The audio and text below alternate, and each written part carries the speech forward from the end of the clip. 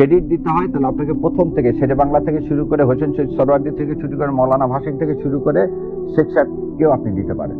কিন্তু শেখ সাহেবকে একা নবীর স্তরে নিয়ে যাওয়া, শেখ সাহেব মানে মুক্তিযুদ্ধ, এই যে মিথ্যাচার, এই মিথ্যাচারকে জাতিকে মুক্তি দিতে হবে। কারণ তিনি তো ঘোষণাই দিলেন না, তিনি অ্যারেস্ট হলেন, তার পরিবার পাকিস্তানের কাছ থেকে এই যে পুরা সময়টা ধানমন্ডিতে থাকলেন। জয় জন্ম হলো কোথায়? প্রজন্ম থেকে প্রজন্ম তো জেনে আসছে যে শেখ মুজিব মুক্তিযুদ্ধের ঘোষক, এবং আপনি যদি শেখ মুজিবকে অস্বীকার করেন তাহলে মুক্তিযুদ্ধকেও একটা এই যে মিথ্যাচার কেন করা হয়েছে, এই মিথ্যাচার করে আপনাকে তো বললাম স্বাধীনতার ঘোষণা তাহলে তাজউদ্দিন আহমেদ একজন হাফেজে কোরআন, তাহলে সে মিথ্যাটা বলছে। তাজউদ্দিন আহমেদ একটা হাফেজে কোরআন, এ কে খন্দকার আওয়ামী লীগের, এরা দুজনেই তো আওয়ামী লীগের। এটা এই বিষয়ে তো কোনো সন্দেহ না। আমরা তো অন্য কারো কথা বলছি। শেখ মুজিবার যে ঘোষণা দেয়নি, এটা তাহলে এই দুইটা ডকুমেন্টকে আপনি সরায় ফেলেন। থার্ডলি বলেন, স্বাধীনতার পর উনি ফিরে আসলেন 10 তারিখে দিল্লির হয়ে এসে।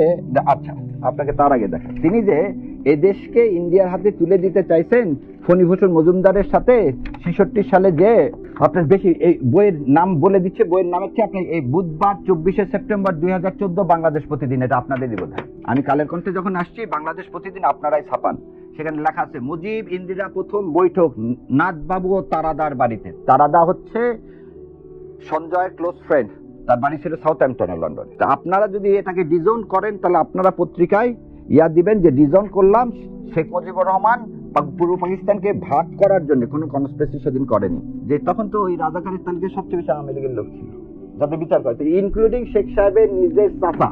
শেখ সাহেবের নিজের চাচাও দেখেন, শেখ হাসিনার বিআই, সেও তো রাজাকার। রাশেদ খান মেননের বাবা, সেও রাজাকার। আমি রাজাকার লিস্ট যদি বলতে চাই ভাবা হবে।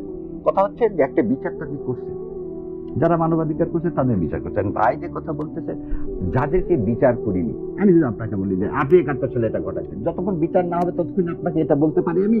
প্রিজাম্পশনটা কি? No everyone is innocent until proven guilty. তাহলে আপনি এখন বলতেছেন ঠিক আছে, আপনি যে বিচার করেন না রে ভাই, বাংলাদেশ জামাত ইসলাম আজকে যারা করতেছে আমাদের মতো, তার মধ্যে 60% হচ্ছে মুক্তিযোদ্ধা। তা আপনি যদি ভাবেন যে জামাত ইসলাম এজ এ দল গত 17 বছর এটাকে পুঁজি করে রাখলেন কেন? ইন্টারন্যাশনাল ক্রাইম ট্রাইব্যুনাল তো আপনি বিচার করতে পারতেন। আপনি তো নিজামী সাহেবদেরকে জুডিশিয়াল কিলিং এর মাধ্যমে আচ্ছা, পৃথিবীর কোন দেশে আছে বলেন তো? ভাইরা তো এটা বলতেছে না। সুখরঞ্জন বালি, সে কি সাক্ষী দিবে না?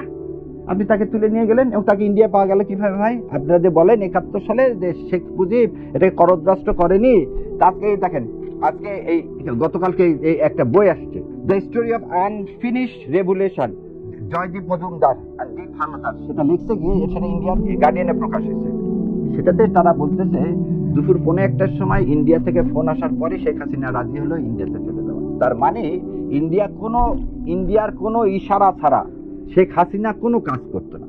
এবং আপনারা যেভাবে বিশ্বাস করতে চান আমার স্বাধীনতা হচ্ছে এই 36শে জুলাই অর্জিত হয়েছে, 71 সালে আমার যে স্বাধীনতা, সেই স্বাধীনতা ভারত ছিনতাই করে নিয়ে গেছে এই অনুরাগের মাধ্যমে। আমাদের যে 75, আপনারা কোন হিসাবে বলেন তো বাকশালকে সমর্থন করবো?